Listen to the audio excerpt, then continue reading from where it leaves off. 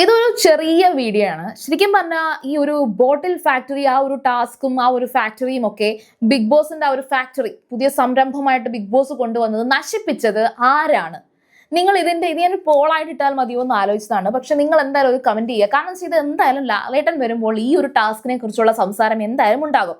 നമുക്ക് കുറച്ച് പോസിറ്റീവ്സും നെഗറ്റീവ്സും നോക്കാം. ഇതിനകത്ത് പ്രധാനമായിട്ടുള്ള ആൾക്കാരെന്ന് പറയുന്നത് ഒന്ന് അനുമോള്, നെവിൻ, അനീഷ്, ഇവര് മൂന്നുപേരും. പിന്നെ ഈ പറഞ്ഞ ജിസേല്, അതുപോലെ ആദില, ഇവരൊക്കെ സത്യം പറഞ്ഞാൽ ഭയങ്കര ചീപ്പായിട്ടാണ്. ആദിലയെ കൂടെ നമുക്ക് എടുക്കാം കേട്ടോ, ആദിലയും കൂടെ എടുക്കാം. ആദില ഭയങ്കര നെഗറ്റീവ് ആയിരുന്നല്ലോ ആ ടാസ്കില്. സോ നമുക്ക് ആദ്യം അനുമോളുടെ കാര്യം പറയാം.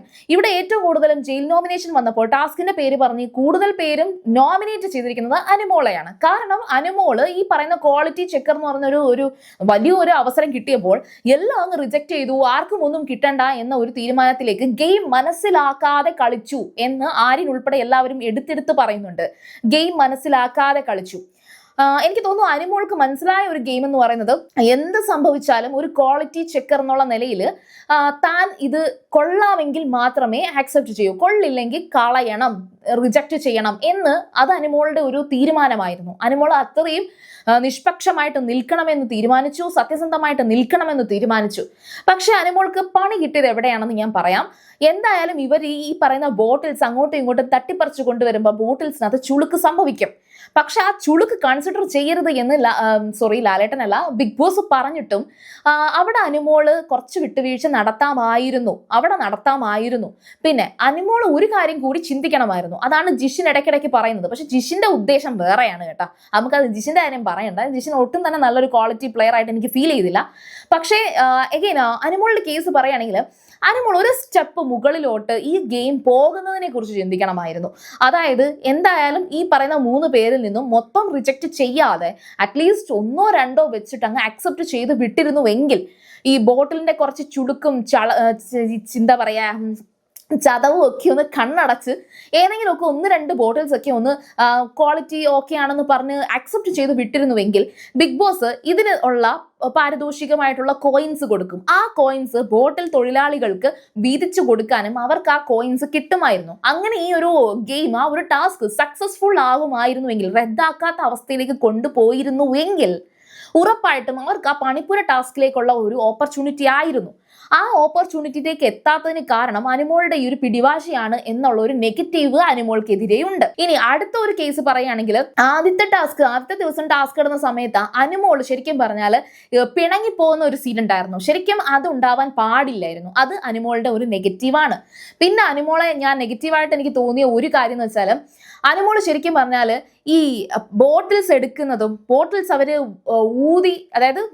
ഊതി ഉണക്കിയ ആ സംഭവങ്ങളൊന്നും അവിടെ കയറി പറയണ്ടായിരുന്നു. അത് അനീഷ് പറയുന്നുണ്ടായിരുന്നു, നിങ്ങളുടെ ഓഫീസ് എന്താണ് ഫ്ലോട്ടിംഗ് ആണോ, അതായത് എല്ലാം കണ്ടിട്ടാണോ നിങ്ങൾ വരുന്നത്? ബോട്ടിൽ അവസാനം തന്റെ കൺമുമ്പിൽ വരുമ്പോൾ അതിന്റെ പ്രത്യക്ഷത്തിലുള്ള ഒരു വൃത്തി, പ്രത്യക്ഷത്തിൽ അത് കാണുമ്പോൾ എന്തെങ്കിലും ഡിഫക്റ്റ് ഉണ്ടോ എന്നുള്ളത് നോക്കാം. അതിൽ ബോട്ടിൽ ചളുങ്ങിയത് പ്രത്യക്ഷത്തിൽ ഡിഫക്റ്റ് ആണ് എങ്കിൽ കൂടിയും അതിൽ ഒരുവിധമൊക്കെ മാർക്ക് അതിൽ അക്സെപ്റ്റ് ചെയ്യാമായിരുന്നു. ബിക്കോസ് എല്ലാ ബോട്ടിൽസും ഒരുപോലെ ചളുങ്ങിയതൊക്കെ തന്നെയാണ്. അതൊക്കെ നോക്കി ചെയ്യാനാണെങ്കിൽ ബുദ്ധിമുട്ടാണ്. അതുകൊണ്ടാണ് ബിഗ് ബോസ് ഓക്കെ അത് വിട്ടേരെ എന്ന് പറഞ്ഞത്. പിന്നെ അത് മാത്രമല്ല, മുടി കിട്ടിയതിനകത്ത് അനീഷിനെ എന്തായാലും കംപ്ലീറ്റ്ലി റിജക്ട് ചെയ്യാനേ പറ്റൂ. അത് അനീഷിന് ഒരു സപ്പോർട്ടും ചെയ്യാൻ കഴിയാത്തൊരു കാര്യമാണ്. അനീഷിന്റെ ആ ഒരു കാര്യത്തിൽ കളയാമായിരുന്നു. പക്ഷേ അനീഷ് ആ ഒരു ദിവസം അത്രയും പ്രൊവോക്ക് ചെയ്യാനുള്ള കാരണം തൊട്ട് മുമ്പത്തെ ദിവസം അനീഷിന്റെ എല്ലാ ബോട്ടിൽസും ഒരു ദാക്ഷിണ്യവും ഇല്ലാതെ അനുമോൾ എടുത്ത് റിജക്ട് ചെയ്തപ്പോഴത്തേക്ക് കരഞ്ഞ് കാല് പിടിച്ചില്ലേ? അപ്പോൾ 1-2 എങ്കിലും അക്സെപ്റ്റ് ചെയ്ത് വിട്ടുകൂടായിരുന്നോ? അത് ആ ഒരു ടാസ്ക് കുളമാക്കിയതിനകത്ത് അനുമോൾക്ക് ചെറിയൊരു പങ്കുണ്ട് എന്ന് തന്നെ നമുക്ക് ഉറപ്പിക്കാം. പക്ഷേ എന്നാൽ കംപ്ലീറ്റ്ലി അനുമോളുടെ ഭാഗത്ത് തെറ്റില്ല. കാരണം രണ്ടാമത്തെ വ്യക്തി നെവിൻ ഒരു ഫാക്ടറി ഉടമയായിട്ട് വന്നിട്ട് നെവിൻ ഭയങ്കര ഫണ്ണായിട്ട് അതിനെ കണ്ടു. ആ ഒരു ബിഗ് ബോസ് അത്രയും ഒരു ടാസ്കിനുള്ള സെറ്റപ്പ് ഒക്കെ കൊടുത്തു, ഇത്രയും വലിയ ആൾക്കാരെയൊക്കെ അതിനകത്ത് ചേർത്തു.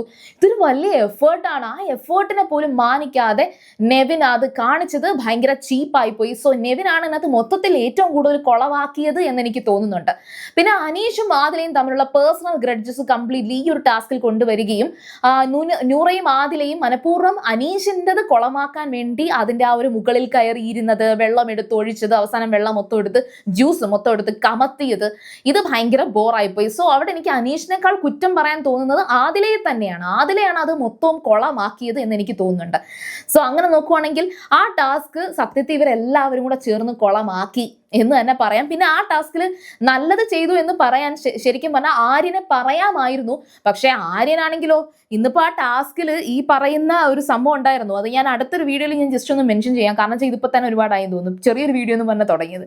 ഓക്കെ, എന്നാലും ആര്യനെ പറയാൻ കഴിയാത്തതിന്റെ കാര്യം ഞാൻ അടുത്തൊരു വീഡിയോയിൽ പറയാം. അപ്പോൾ നിങ്ങൾ സീരിയൽ ഗ്രാൻഡ്മ ഫസ്റ്റ് ടൈം ആണ് കാണുന്നെങ്കിൽ ഉറപ്പായിട്ട് ചാനൽ സബ്സ്ക്രൈബ് ചെയ്തിട്ട് കാണുക. വീഡിയോ ഇഷ്ടപ്പെട്ടാൽ ലൈക്ക് ചെയ്യാം, കമന്റ് ചെയ്യാം, ഷെയർ ചെയ്യാം. അപ്പോൾ ഞാൻ പോയി വരാം. ബൈ.